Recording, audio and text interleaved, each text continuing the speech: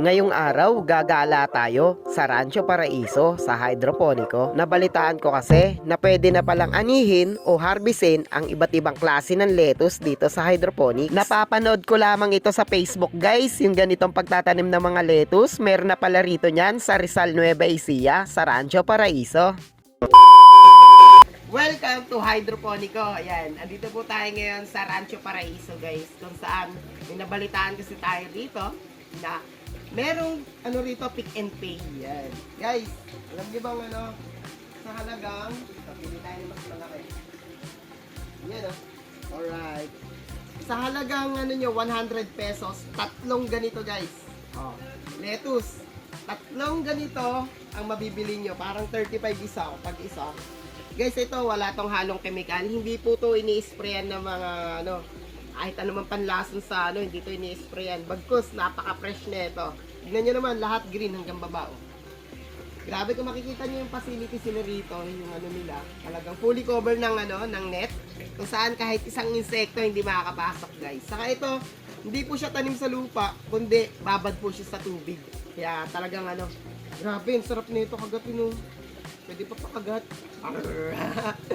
Dito pa yung sa hydroponico guys, pick and pay lang to. Pwede na po this day. Yan.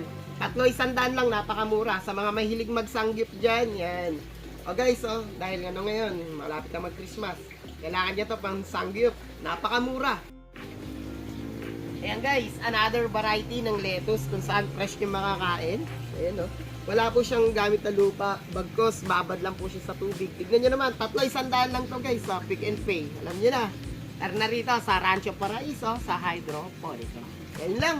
Sa ibang bansa lang dati meron na ito napapanood ko, pero ngayon meron na rito sa Rizal Nueva Ecija. Dito lang po sa Rancho Paraiso. So pang hinihintay nyo, let's go!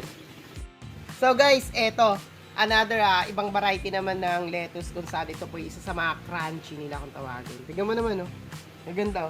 Iba po yung variety nito sa variety nito Yan, kung makikita nyo naman po, iba yan. Pero tignan nyo po ito, there's more. Yan, meron pa. Ito pong ganito. Yan.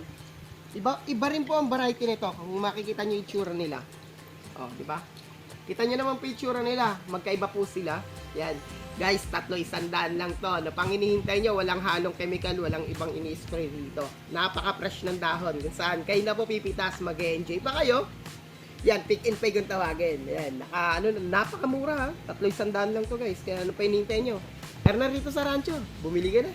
Ganito. Let's go! Ay, oo nga pala guys, may iba't ibang klaseng variety. Meron ang lettuce dito, grabe, may crunchy, merong sweet, meron din nga kaya kang pakiligin.